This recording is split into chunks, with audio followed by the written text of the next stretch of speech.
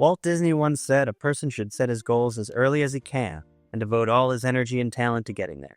With enough effort, he may achieve it, or he may find something that is even more rewarding. But in the end, no matter what the outcome, he will know he has been alive.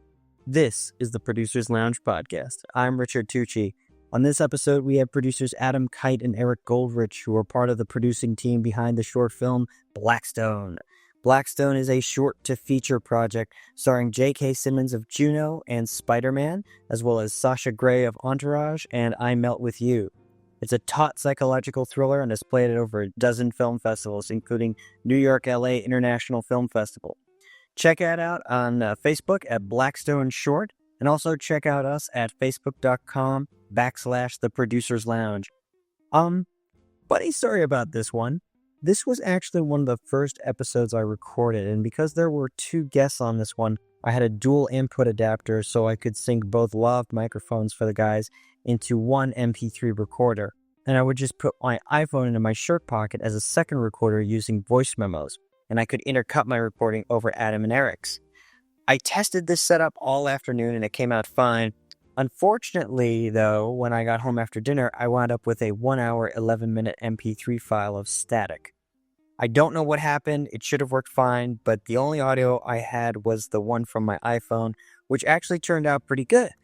You pick up a lot of ambience, but hey, what is the Producer's Lounge without a little personality? I want to apologize to the guys, and we're going to have them back in a couple of months, but it was a great dinner, and we had a lot of fun. And go to blackstonethemovie.com. blackstonethemovie.com. This is for all the times that they might have mentioned it on mic and it didn't get picked up or sounded kind of funny. blackstonethemovie.com. blackstonethemovie.com.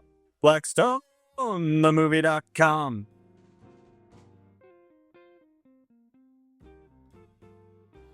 Thank you for coming. Now, of course, as we were saying, this is for the FBI interrogation. Yes. So I failed. I'm out. There you go. Your dad would throw me out. Yeah, he's going to be exile me immediately. So how do you guys know each other? It's been a while since we last talked. It's been like 3 years since Abby and Scott met. Yes. As Adam and I dated when we were 5. And it's our first relationship. We were going to move to Canada, but then decided to stick it out here. Yes. Well, it's awfully cold, and gay marriage up in Canada can get awkward when it's cold. Not that there's anything wrong with it. There's nothing wrong with that. No, it's just that the lube freezes. So, yeah. Touche. Tucci.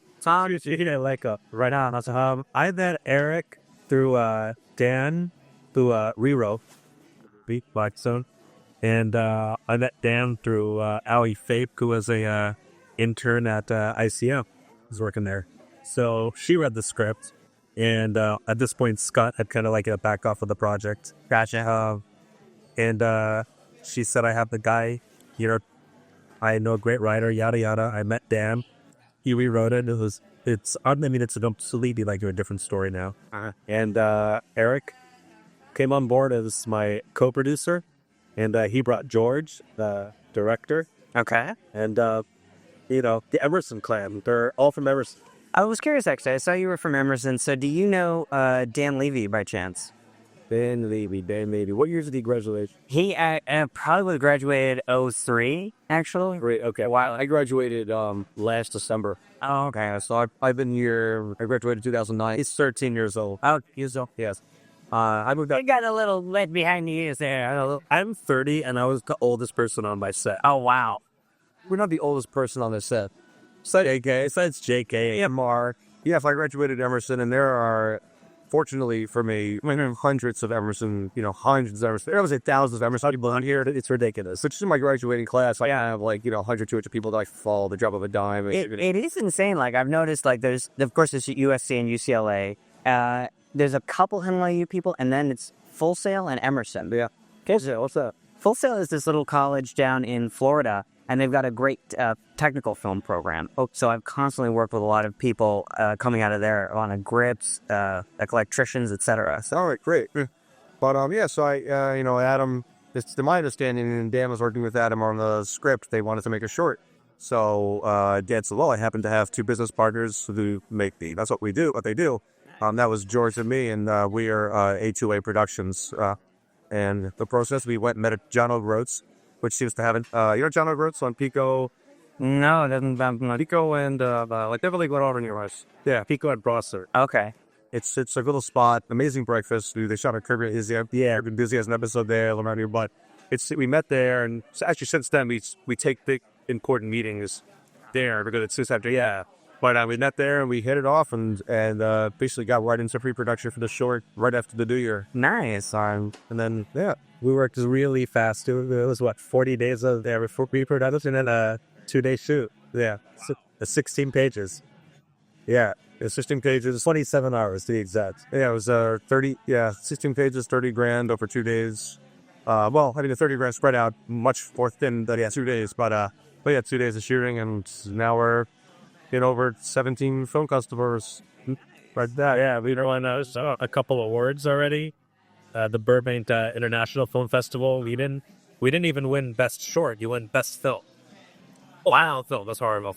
Yes, I'm sorry. Sorry. Well, not too much film. So we're at the New York LA International Film Festival. We got an award of excellence, which sounds better than it probably is, but at least we got something. Yeah. What is an award of excellence? Is it like we like you but don't feel too bad kind of an award, or? Well, I would say it's equivalent to the award of pity. Is what that would be. But at least we got an award of something. Yeah. Don't feel bad. Quentin Tarantino got that with Reservoir Dogs at Sundance. So really? Well, kind of. Like he would. Reservoir Dogs was up for all these awards at Sundance, and the only one they won was the Best Editing Award.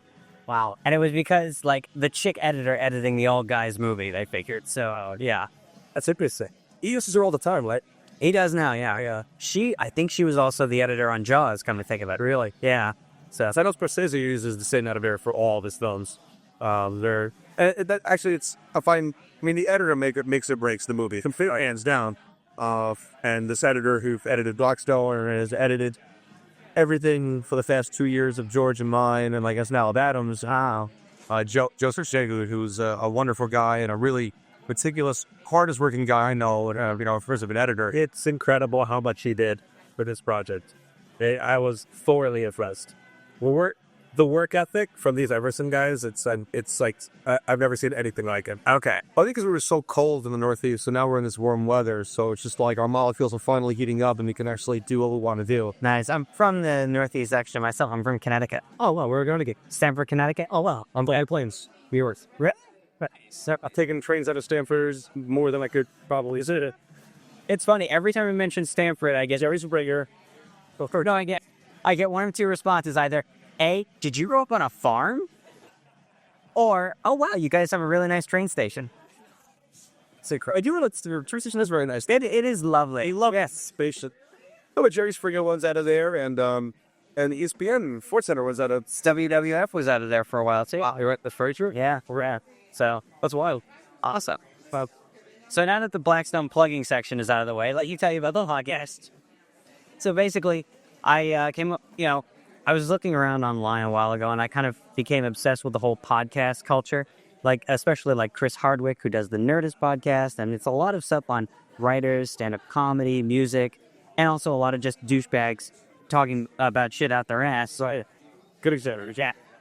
But basically, I was looking around, and there's no real podcast for focusing on the craft of producing, and it's something I've always been passionate about. I don't know about your guys' response to it, but when I was going to film school, I went to 2 film schools, actually. I went to Chapman first for 2 years, and then I transferred into USC.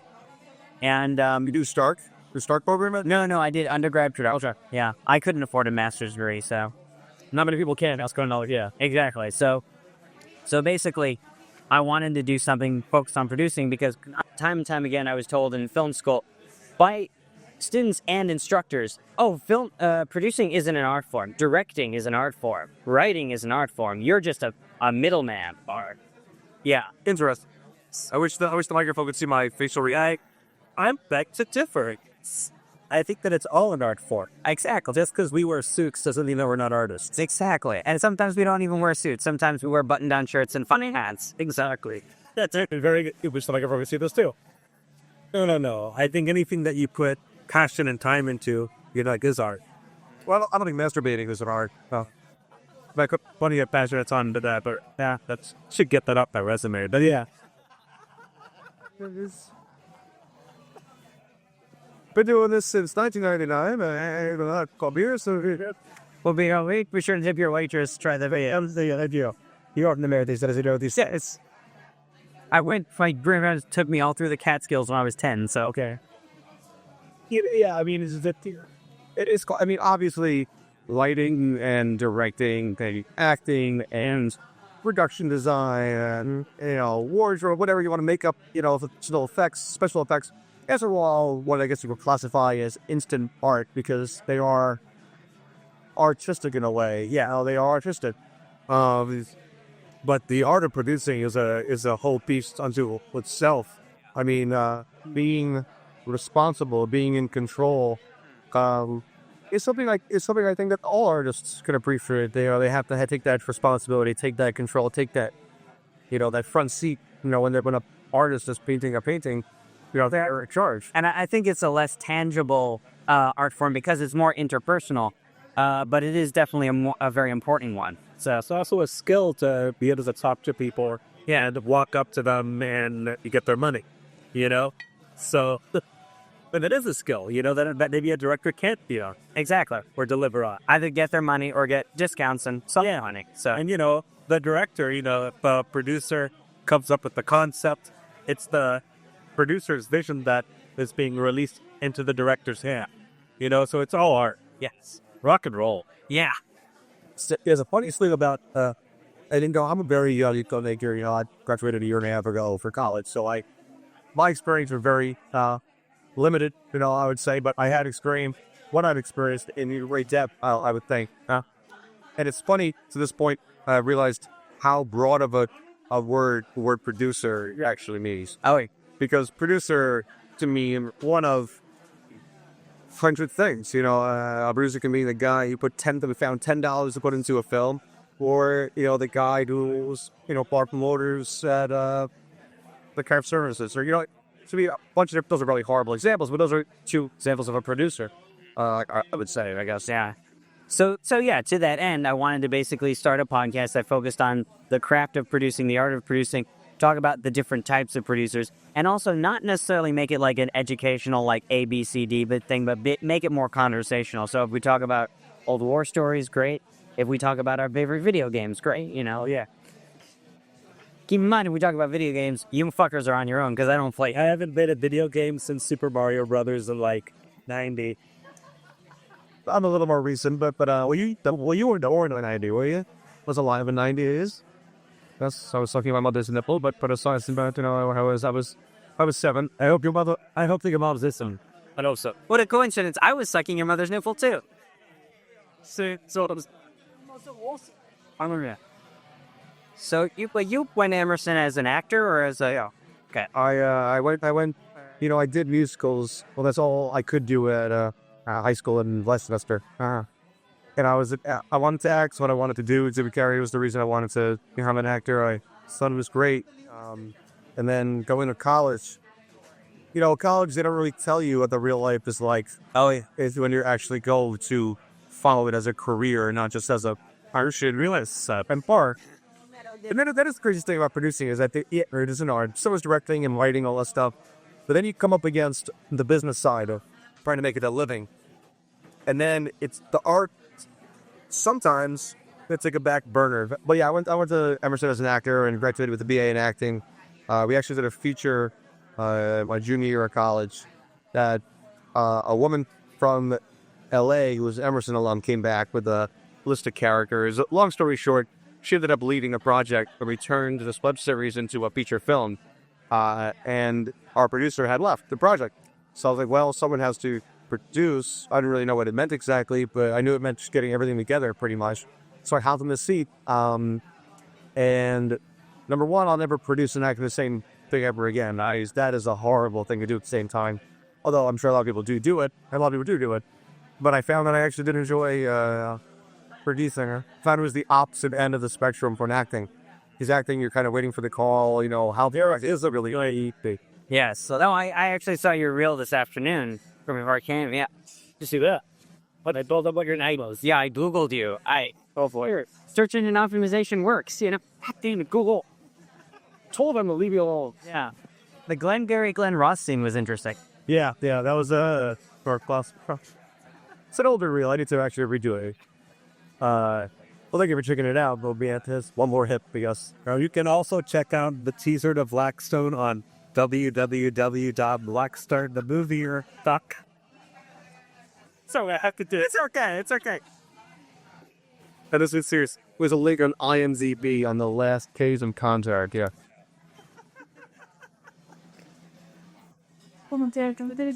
So, Adam, you came up through the agency world rather than the acting world. I've always been curious about the agency world because you came up as a floater and an assistant through ICM. Yeah. So, and that was something I stayed away from the agency world after I left films. It was smart.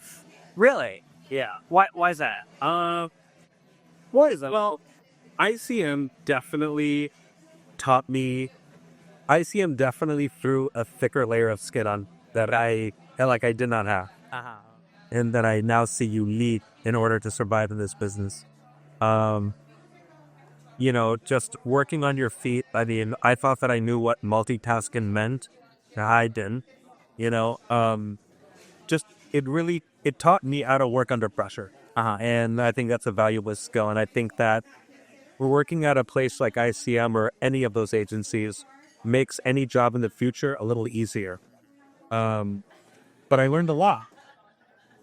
It was a real nice surprise when I applied to just be in the mailroom, and I got, put onto like a production head's desk, the department head. It was very scary.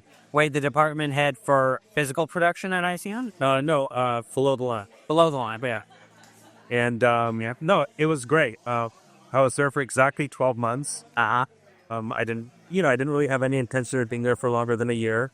Wanted to get out. Great people over there, and I definitely learned a lot.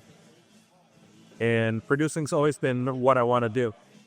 I love talking to people. I love meeting people, and I love selling people on my passion. And you and I met, I forgot, in 07 or 08 or...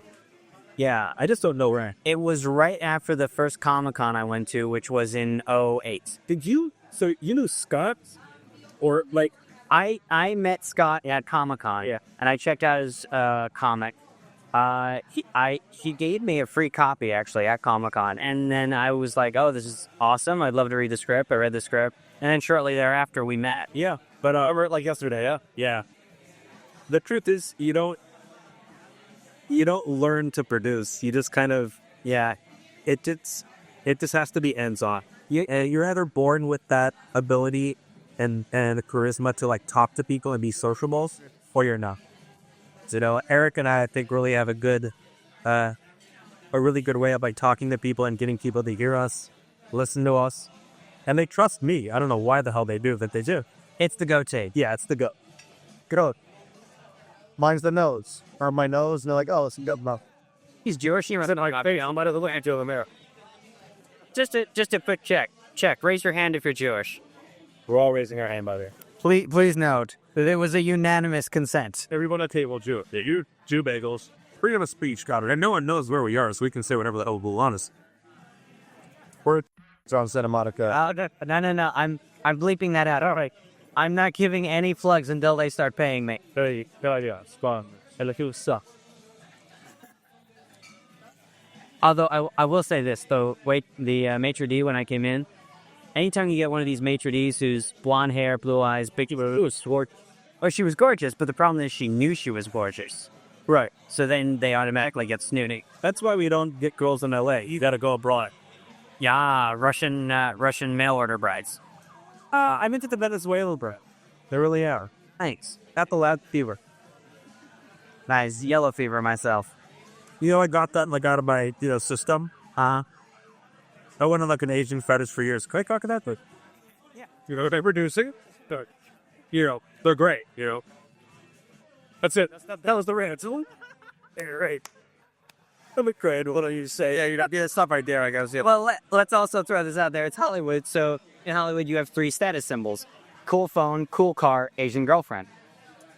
3 sits. I think I'm 1 out of 3. You're 2 out of 3. You're the Asian girlfriend. Yeah, up a car. We have the phone. I drive a Murcielago. What? I'm totally joking. Oh, okay. I was totally kidding wild. I had a few drinks today, so. Okay, that's I drive a foreign car. It's called a Hyundai. So it's on the Hyundai, yes. Very nice. But I drive a car that nobody drives in LA, especially a certain breed. I drive a BMW. A dude's driving a German car. You know the joke I was doing. Remember, you're proud, are you? Very proud. But if it makes anyone go better, I can't afford it. But you drive it anyway. To be successful, you must project an image of success. American Beauty. I never got that saying. That is really like people are. No, not that saying. I mean, the saying of like, if you have something and they say, "Have it, but I really can't afford it." If you have it, then it's called the LA way. I like what Deepak Chopra said, is that we're in a culture now in America where we work jobs we hate to pay for stuff we can't afford to impress people we don't like. love it.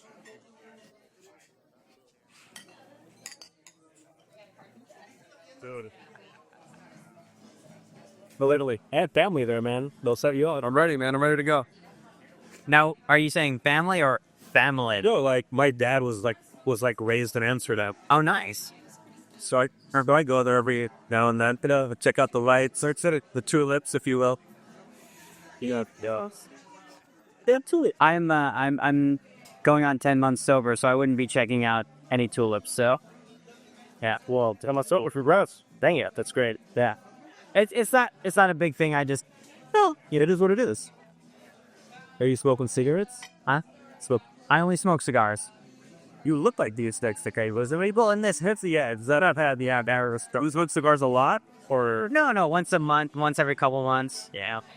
Actually, funniest thing.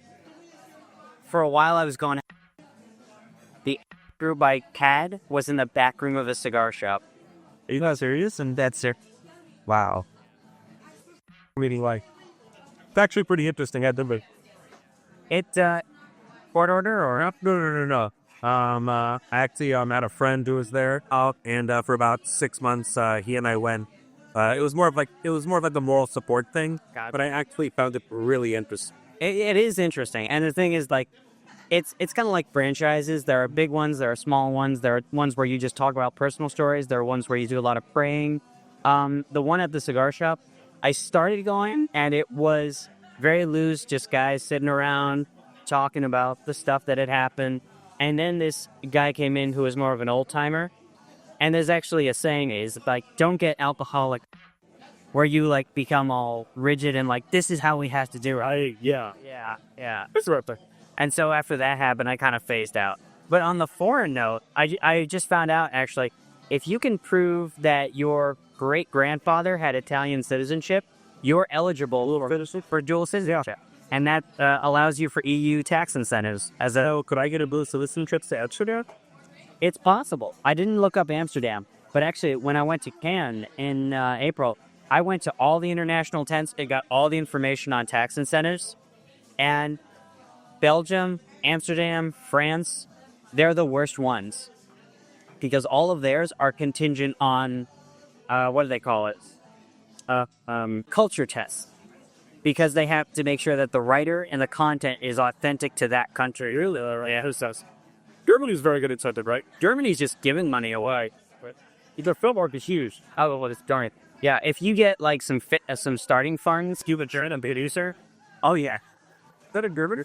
That was German. Yep. Really? You're going to send it me too. I got the red tickets. I saw it on demand. It's in theater right now. I didn't see it. We opened it last night. Dude, have you seen the first one? Yeah. It's disturbing. The second one is a movie outside the first one. So it's like a guy who watched the first movie. Yeah. Like, so there's no, it's just trying, oh, yeah? I would say stay away from the bruschetta and the prosciutto. Stay away from Yeah. calamari. It's good. I've never had the calamari here. I'm going to probably get a pasta dish because I'm in the mood for something big and hearty. Why do you just stay away from the Prosciutto and the bruschetta are ridiculously thin. Oh, right. Yeah. My brother says that there's a steak salad here that he loves.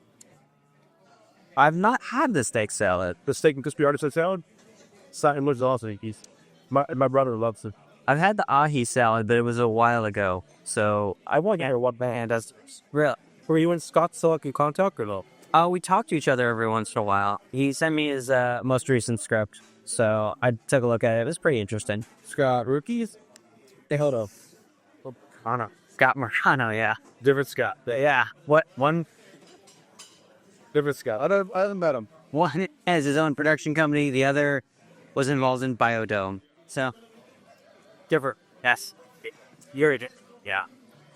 Great guy, good writer, but Yeah. He has his own style. Yes, he does. I think he's a great writer, but he has his own style. So he's set like in his ways, and he writes the way he writes. exactly. Are you not? You? Let me get the fried calamari. I'm gonna have a little bit of that as well. All right, on your plate. Yeah, I mean, I'm not like ultra hungry. We get a spit steak salad. That's actually a party. Yeah, I'll have a little bit. I'll do what I normally do. Oh yeah, let's do it. There you go. So what about the podcast? Are you trying to? I don't want to say you try to get out of the producer, but what I don't want to say what do you want to hear, but hear them from. Honestly, I'm not trying to hear anything specific. Like, I don't... A nice round table discussion. Exactly. I don't want to go in with, like, an agenda. I want it to be casual. I want it to be fun. For fun. Very similar, yes. I see dinner for five. Well, If I could get 4 more MTs... basically this with a video camera, like, and with like A-list beeper. It's literally like this is pop. Yeah, like you have like Vince Vaughn, Rob Zombie, like They Cody spread it out. Like they sit at a table with like 7 completely different. There was... I think one of my favorite ones was J.J. Abrams, Mark Hamill, and Stan Lee. Wow. Yeah. Although it is funny because he keeps bringing up Swingers every opportunity he gets. It's a great movie. It's one of the best movies. It is a great movie, but he talks about it like it was his only movie. So, Yeah. Dan was in the Jane Silent Bob movies, right? or he was, yeah. And is the good animated. He is. Ken Lee is Spider-Man's there. the old dude with the waist, right. With the wig. The rug. It's a rock. Oh, come on. If you're Jane Silent Bob movies, he's the lead singer in Almost Famous. He's yeah, Jason Lee. He's good. he's great. It's funny. Mallrats. Oh, yeah.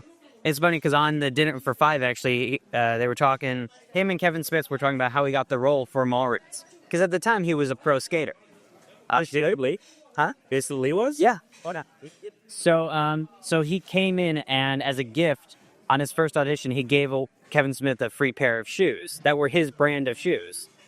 So they just kept bringing him in, and they didn't like him for that part, but eventually they put him in the other role. He's hilarious. Oh, yeah. Mallrats at one time was one of my favorite pieces. Well, I've ever seen it. Are you serious? It's entirety I haven't seen it. See Jane Silent Bob. They like confused. I used to be obsessed with Empire Records. I've never seen Empire Records. So, I mean, It's different now, but it's like a classic film. Anyway, something about Adam Sandler earlier, and now, his original movies like Billy Madison, Happy Gilmore are amazing. For the past 5-8 years, every movie he's been in, he's played a guy with a lot of laugh. if you notice, he always has a gigantic house. He's rich. Interesting. Yeah, it's funny, actually. You look at the first 3 Star Wars movies. This will relate, I promise. But the first 3 Star Wars movies, it's really about big, bold adventures. And you think about George Lucas at the time, he was a big, bold guy. He almost did Apocalypse Now as a documentary. You guys ready to look? Yeah, yes. Yeah, you, sir. You, sir. Shafries. All right, I'll be the woman today. All right, ladies first. Let's say you get the sticky crispy artichoke salad, and you're getting the carrot. Oh, yeah, sure. I'm just gonna have the fried calamari. We're gonna share love this. Turkey rapini. And in that rate. Thank you. She was gracious. She is nice. I guess we scared away the afternoon. We did. You did a producer Jew comments. So it's 8 number already. They did on me already. That was it. But yeah, that was, yeah. Lucas was a big adventurer. And then you look at Star Wars Episode 1, there's a lot of that movie that takes place in meetings. Huh. You're right. It's okay. Do you think it's... So my question is, how does that correlate to Adam Sandler? Adam Sandler, he started out as this big, wild, adventurous comedian living on the edge now. He's just a big, rich house guy. Well, And that's the only spectrum he can see scripts from now. I think Mr. Deeds was interested. Mr. Deeds the closest, the last thing he did that was sort of creative. They're like, but he still played that guy while he was lower.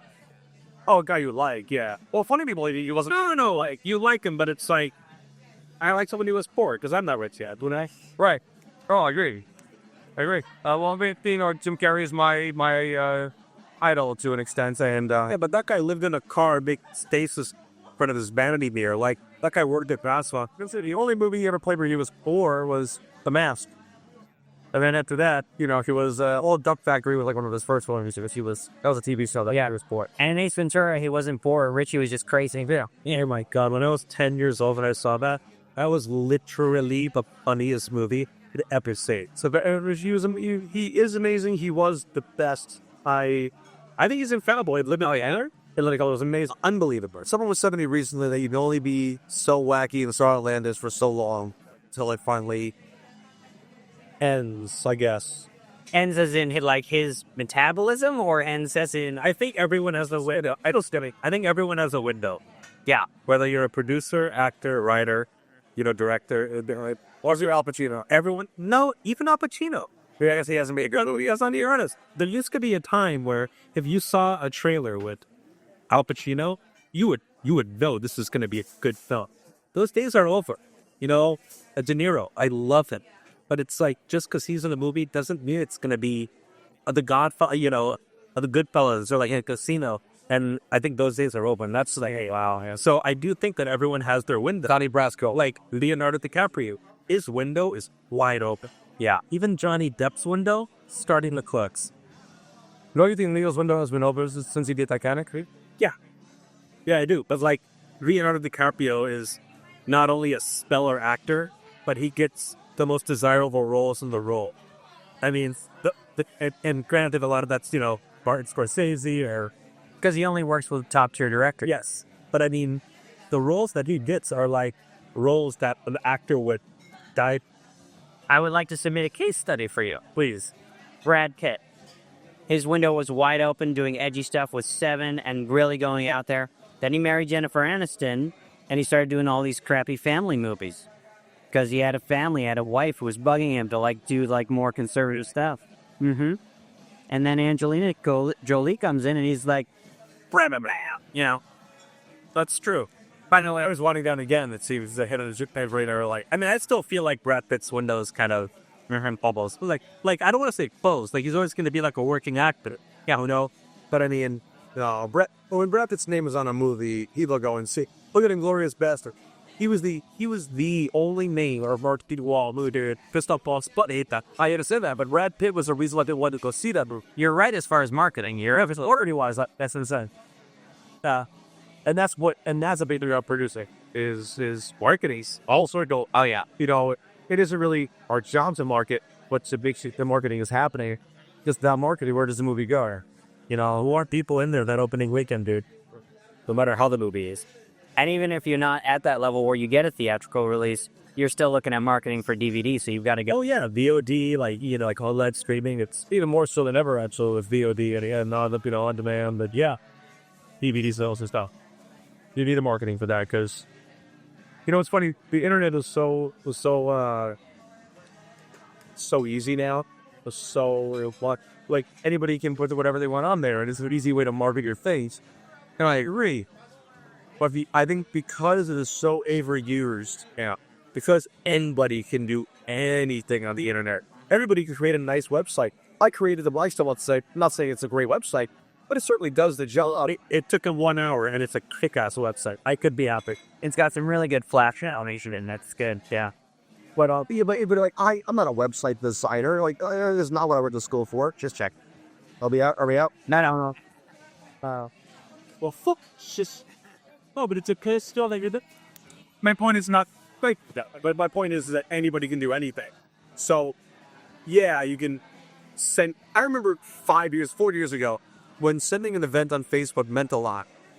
And now, send an event on Facebook, and 90% of the people you send it to don't even look at, say. It's very interesting. It's very interesting how overloaded people are now with the internet. I lays it out reverse. If people are going to stop using it for at least a month or... I use Facebook to market Blackstone. I really stopped using it for anything else. 197 strong. The Blackstone fan page? Yeah. Very cool. Hey, the Tucci Enterprises fan page is only at 45, so... Bro, I'm working on up. We were at 45 one day ago. We were at 45 once. Yeah, and for some reason, we're number 1 on IMDb. I don't know if you got that email I sent out, maybe to them. I don't think I was on that chain, no. It's pretty ridiculous. In the mouth. There it is. All right, let's see this bad boy. Highest rated thrillers? I have no idea how it happened yet. You're at 10 out of 10 star. No, that's your... Yeah, you're at 10 out of 10. Out of 67,000 titles. I don't get it, to be honest. I'll be honest. We're all baffled. How? This is awesome. We don't get it. Congratulations. And here's your Sudoku. Where's your friends? Yeah, nice. Send it to me, I don't have that. Be a friend. So this congrats. Thank you. Yeah, I mean, it's a pretty cool thing. So www.blackstonethemovie.com. Okay, enough plugging. Tell me actually how... Okay, like we met when you were working at ICM a few years ago. So what happened between then and now? What was the whole journey of where you guys were? Worked for a couple different managers, freelance. Just was doing like a bunch of stuff, but always was leaning on Blackstone to be my main cash flow. Still there. Yeah. Literally it's just been years and years of research and dedication, but after ICM, it was pretty much job to job. Working for one manager, working for a producer. No one did, Gotcha. But always keeping myself busy. But Blackstone's my life right now, man. Yeah. I live and breathe it. Because it started as just the concept of what I remember, a modernized Charles Manson. Exactly. What is it? Is it still that? How is it changed? Oh, God knows. It's more of like the Tooth Fairy. It's more like Silence of Your Lambs meets Seven. Oh, wow. It definitely was. That's a good comparison, Adam. You look like an Eric. Yeah, no, you're very right. I saw a Charles Manson movie on TV where Jeremy Davies played Manson, and I said, I want to do a movie about Manson. And after, a couple of years working with Scott, I just wasn't able to get, out of the lighting what my vision was. And Dan just turned it into this psychological roller coaster. You haven't seen the movie ever. No, I've just seen the trailer. I just sent you the movie. Okay. I mean, how would you... You read Scott's script or that? Oh, man. Maybe. I don't even know. But I mean, I think I did. It's really it's just, it's such an intense psychological roller coaster now. It's a completely different score. And it's still going to be changed for another 8 to 10 times, I'm sure. Yeah, no, but there's no reference of Nansa matter. I mean, there's the home and base and opening scene. It's been there. Gotcha. But because in Scott's draft, there was a big Waco finale type scene. Is that still? Oh my God. Okay. We actually got a lot of bad feedback on that. Okay. Why was there bad feedback specifically? Well, a lot of people were like, so these 50s who have no money automatically have some technological fortress in the woods with machine. You know what I mean? It just wasn't really believable. And I just realized I didn't want to do a remake. Gotcha. They tried to remake that Manson movie 6 times, so I don't want to try again. Okay, I just wanted you guys to understand what was going on. At this point in the dinner, Adam had gotten a text message from a director that he had been dealing with and had kind of motioned and mumbled to me that he was not happy with this director and this director was kind of a prima donna. So I started offering that if they wanted to tell their worst director story and your war story, I would be happy to bleep out the information because I wanted honesty and experience more than actual gossip. I have a worst audition story that I do. Oh, I want to hear that. And I'll put this out there right now. I'll bleep the names and the titles just as long as the experiences are. Okay, sorry, that's all we need. All right. So I got a guy. That's all what's important, honestly. It doesn't matter who it is. Precise 3, so that matters, yeah.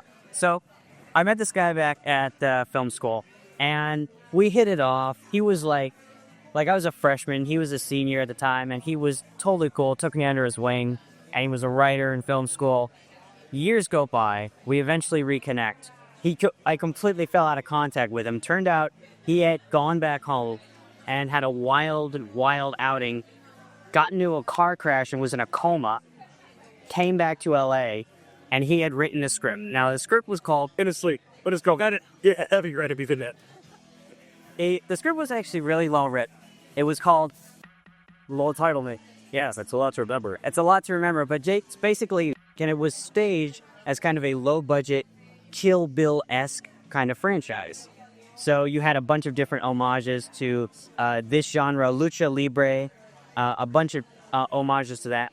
And it was really good, so we took it around. However, the more success it got, the more closer I got to work with him, the more I realized a lot of his old vices came out. As far as he was an alcoholic, he liked the ladies, and by the ladies I mean strippers. Well, there's a difference between liking the strippers and then taking them home and taking their advice on rewrites. Look, I'm completely against prostitution and strippers at all. Well, you're more so against their advice on the rewrites. Yeah. Oh, so that's wild. That's very, Yeah. it's very interesting. Yeah. It all came to the head when we were going to Comic-Con one year, and I actually took him to meet our entertainment attorney. First time he was going to meet her face-to-face. He got shit-faced drunk. He wound up trying to put on... There were 3 Ghostbuster impersonators there, so he tried to get the power pack for the Ghostbusters and actually put it on. That's awesome. It was awesome, but it was really, really sad, too. So I'm excited for the new Ghostbusters movie. Yes. Yeah, I'm waiting for that teaser. Is it something already is?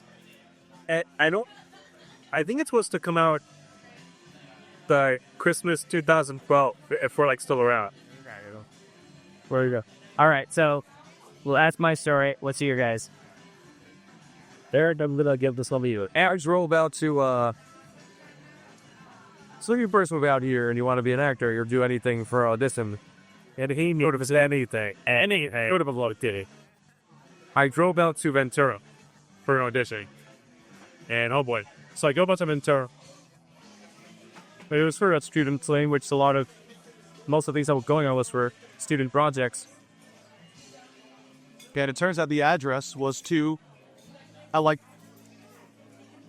don't even know, townhouse, apartment building type thing. I'm like, all right, this is already a little weird, but whatever. And he's like, it's sweet and I don't know. It was apartment and I don't know.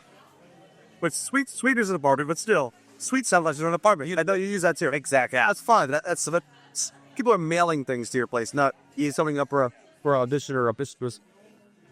So I go there. Yes. More water, please. More water for a little Jadis on the rocks. Thanks. I am bored of lots of bog. So I get there, when this guy opens the door. I'm running into the description of him because who knows that he's listening to us. But kind of opens the door, and the apartment is visually balanced. I mean, the kitchen is empty.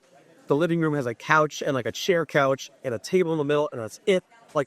Curtains on the walls. It was just so it's on the dollar. He kept it. Basically, yeah. But it was a young guy. It wasn't like an old guy. It was a young guy. It was weird. He asked me to sit across from him on the couch. He's across from him. So he's on this one. Play the stories right now. Story time. You can get right in for it. And, there. Cutest. All the witches is us here. Use that. So I said, I'm kidding about that. So I sit across from him, and I read the sides or whatever. And he goes, all right, I'm going to ask you something. And I would like you to respond, no questions asked, just respond to me, the way you respond to this question. I'm like, okay, go for it, shoot. He goes, how would you react? Well, by titles, it's your best friend's die. And I'm just like, I don't really know what to say. I mean, easy debt. And the guy goes, I had never seen a reaction like that. That was unbelievable. You were amazing. This old like a beat, I guess. Yeah. So I was like, I gotta go. So it wasn't the worst experience I've ever had, but it was definitely an hour and a half drive for that experience. Wow. You know, I'm at a point now where I can tell the bullshitters before I realize them, like, if they want to meet you at Starbucks, if they want to meet you at their apartment. And now I'm not doing it unless it's, like, down the block. I'll still humor them, but... Yeah. And sometimes it's fun. There was this one guy, I met him on the... And he was on for a business meeting. He was there with his business manager. Seemed legit. He was a little old, but, cool guy, friendly. So he's like, why don't you come to the house this weekend and we'll talk some business, And then I check out the address. It's an actual house. It's a really nice, rich neighborhood. So I come, I dress, producer casual. I knock on the door. And I know, based on how he answers the door, it's either going to be really awesome or a quick trip to Crazy Town. He opens up, and he's wearing a white beater and sweatpants. Wow. It's like, I agree with you. Yeah. So never go meet Adam at his party. Yeah. So, if you're my friend, I feel comfortable dressing like a bar, Uh-huh. We look at that stuff for this. Yeah. Leon, the business meeting that ensued involved a lot of medication bottles on the kitchen table and some random guy who was a recovering meth addict who was there for no apparent reason. He just started, talking at random stuff. Yeah, it was like bizarre. So I just Yeah. There's a bar nest scary with that. The bar has been risen. Use that. You heard anything about Jay Epter? no, I've not heard or seen anything about it. Why? Leo DiCaprio? No, I've seen the trailer. Oh, okay. But as far as heard anything, that's ever, yeah. Me neither. I'm a big fan of Clint and Leo. Just noticed them? Yeah. He produced it, right? They directed and plugged it stuff. He directed and produced, yeah. He's I gotta say, of all the directors, he's taking the most advanced approach to technology too, because he has his editing staff on site. He keeps on going. He's 80 years old, and he keeps on going. There's a guy in his window have goals. We're right. Boy, I want Eddie Murphy to reopen his window. And this, all right. I'm hoping that. I want Brett Ratner to get on Beverly Hills Cop 4 already. He's supposed to do that. Get who on Beverly Hills Cop? Brett Ratner is supposed to direct Beverly Hills Cop 4. Oh, nice. It would be great. Pretty tall, right? Yeah, I think so. Good job, yeah. It's funny, when I started seeing the posters, the powerhouse, but I hadn't heard anything about it, so I was like, is that Charlie Murphy? Dude, they look identical. Seriously. And Eddie Murphy has lost weight, which is why you thought it looked like Charlie Murphy. Or he's just aging. Dude, I scarfed that down. This is excellent. You inhaled it. I inhale. You too. I bit in my salad. All I had today was a Wendy's burger that I had with him. That was it. Yeah. So you guys just travel like a theatrical team?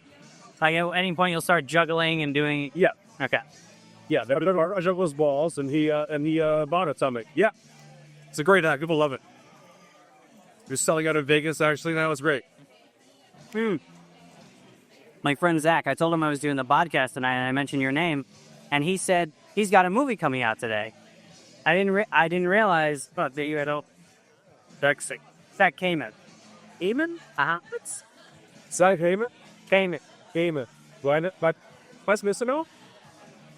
No, but he looked you up, and he said you had a movie coming out tonight, so it was... I guess it was the festival. Oh, it's a busy. Yeah. Blackstone. Well, that's incredible. So back on Blackstone, when did you decide to do a trailer from that route? End of 2000. I think the end of 2010. The end of 2010, after Dan wrote a couple lead raps, I said, I'm a no one. No one's gonna give me millions of dollars to make this movie. Especially when I haven't made anything. So I decided to get my first film under my belt, which was Blackstone the short. And the whole team did a remarkable job. We hired about 45 people. It was great. And You said 40 days of pre-production? yeah. What was the worst part about pre-production? Because in my experience, there's always one key crew member that always dropped out at the last minute, and you had to shuffle. I would say there's one. Lord, let me answer that question. Yes, because the worst part of pre-production was not having the final script until the day of the shooting. Well, because I believe you can correct me if I'm wrong, but the short was not agreed to. The short wasn't written. The feature was written in like December, which is when Adam met George and myself. December, I believe. And I was like, "Hey, let's make a short! Yay!" And we're like, "All right, we got J.K. Simmons. He'll do this whenever we want." January comes, we have a Christmas New Year's break, everything's happy. We're gonna make a short with J.K. Hey, you come back. J.K. tells us that he's only available one weekend in April, or not until after October, just like now. Yes. So we were like, "Oh shit! Well, I guess we've got to make a film right now, or else they're just gonna be jerking off for the next 8 months." And Dan went into overdrive to wrap the short. I mean, the idea in his head, but he wanted to get it right. And it went through a bunch of drafts. So we got it for JK. Sasha got involved. Like his was the 11th hour. But for the third hour, I don't know if it was Sasha. Honestly, PC. Like, we met Sasha like the 7 days before Sheeta. And the option of Sasha was amazing. Yeah, I was like instantly connected.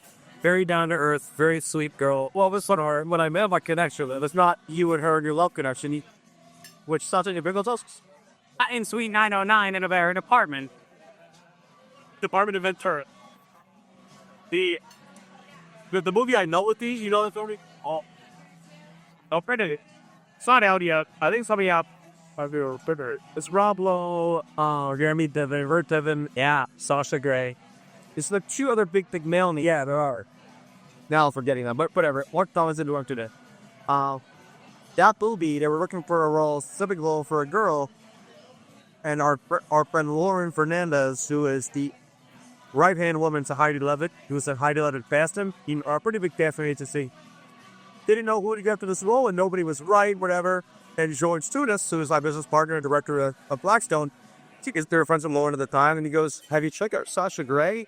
She had done a girlfriend experience, Steven Soderbergh, and she was dabbling with Entourage and all that stuff.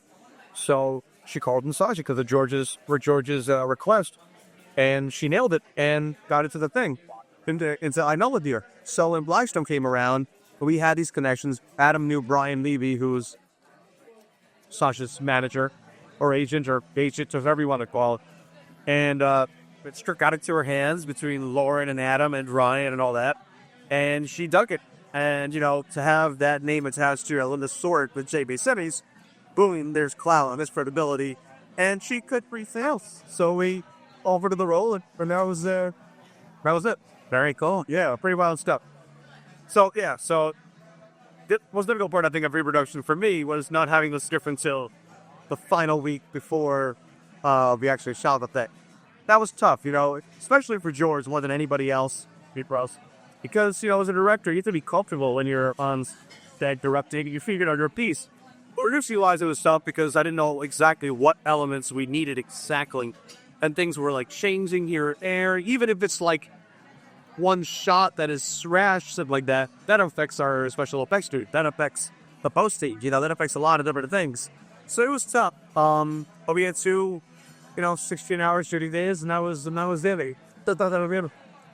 What is Gray Area? Gray Area is the feature I did in college. Okay. It's still being edited because not one, but the 2 editors that we went with after we finished shooting, one of them ignored the project for about 6 months. So we finally realized she was ignoring it and not actually working on it. Took it back, gave it to a different editor who is in the LA area. I'm not going to mention names. Still Speedtech. Don't bleep that out. This guy took our project. We thought he was working on it. And when it came time, we were like, you're not really doing much. We need that back. He got it back on him. And an entire hard drive of footage was missing. And this is the problem with digital footage, is that you can lose an entire movie on a hard drive, which is a scary thing about, whatever. So it turned into a huge battle. And I mean, cops got involved, or the whole thing got involved. And there was a lot meal that had all their hard drives in one locker. And it was empty when we had our hard drives back. We were missing one hard drive now. We were missing one. We had our buddy in Boston checking that. We were in LA at this point, but we had a friend who had GP the project there in Boston, checking his locker, trying to find Phil. No one can find Phil. Finally, one day, it goes through the locker, and there's the hard drive. He gets it, takes it out, completely empty. Done. So, to this point, there was about 15% of the movie that is vanished with thin air. And Joe Shea, who just to say is our editor at Blackstone, is in the good gracious of his good goddamn will, starting it all over, starting from point A, with the entire thing, relabeling, run it all over again, and he's gonna edit together what we have, and from that point, we'll see what we can do to fill in the blanks, which is I don't want to say it's harrowing, because I don't think about it too often. But when I think about it, it's quite painful. So thanks a lot. I'm kidding. No, I gotta ask, because I'm in problem with that too. Were there any warning signs? Any warning signs? Yeah. Yeah, there are a lot of warning signs. But, again, with being a young filmmaker, being a young producer, actor, George being a young director, George is a producer too to a lot of extents. There were a lot of warning signs that he's... you live and you learn. And what were some of the specific warning signs, though? Not answering calls. Okay. Lack of showing us progress. Over how long of a period of time? With the first editor, it was about 4 months. So, with the second editor, he was in Boston, and we were all in Boston. And we gave for footage in about October, November. We all moved to LA in January, like early January. So he had the footage, and it was a feature film in college. So it's not like we ate freaking much at first. Because we're in LA, and like January, February comes, and we're asking for stuff that the phone calls aren't coming back, blah, blah, blah, blah, blah. Come like end of March, we're like, all right, you know what, that's it. We need it back. And that's where it all came together. So let's say there was like a 4 month ignorance period. And then we finally realized that we were shooting ourselves in the head.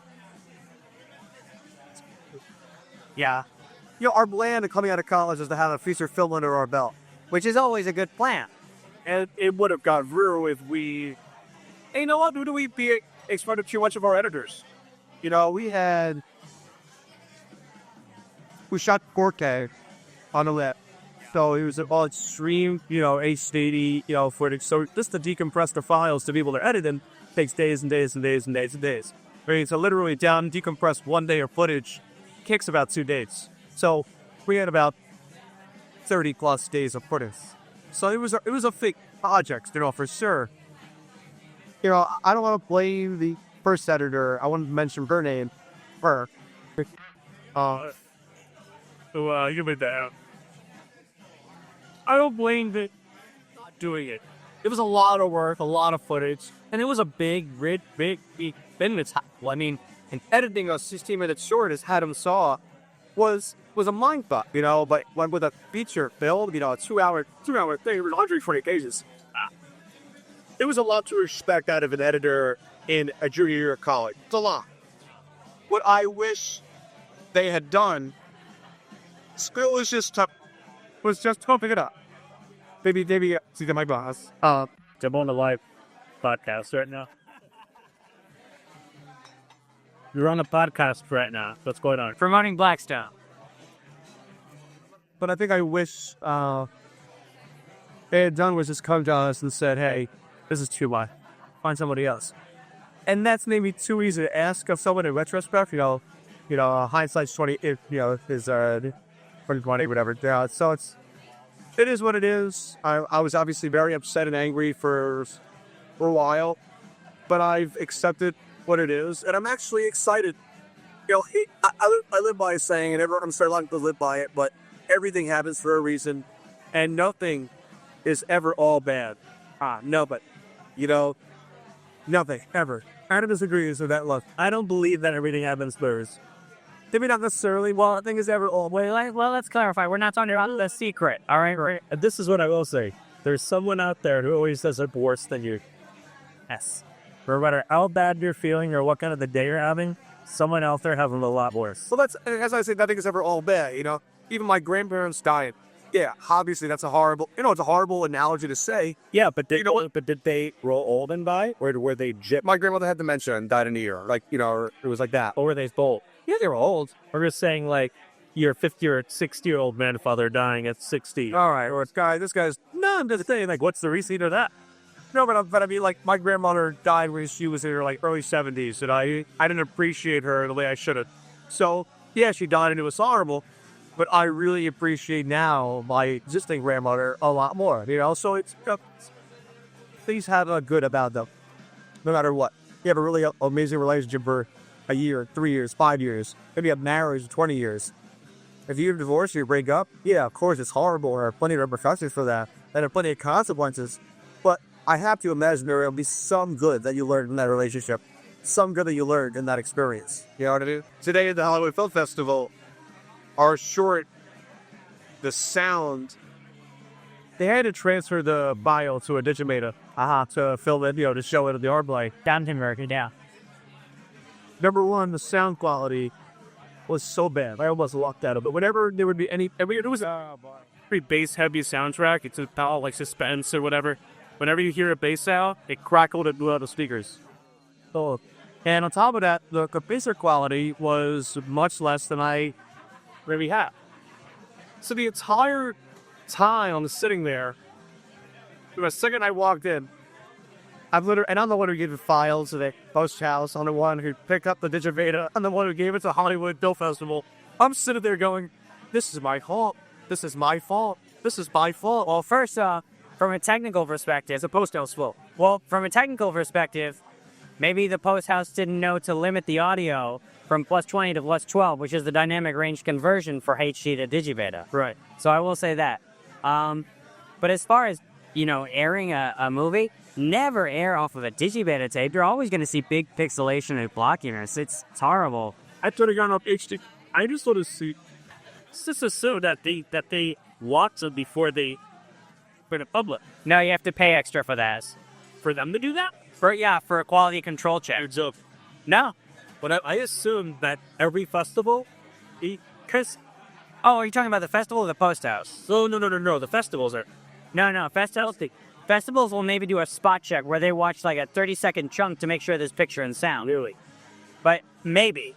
Maybe. That'll be ArcLight, though, I would say. If the ArcLight, I would say they do not do that. Because I mean, if you would have burned ours, that would have been like something needs to be dark. Yeah, I mean, I do. Well, I would say, I don't know who to blame, and blame maybe isn't the right word to use, but it definitely was the post house's loss. It's great. That world of video and audio. Wova on Wilshire and Robertson. Flavor.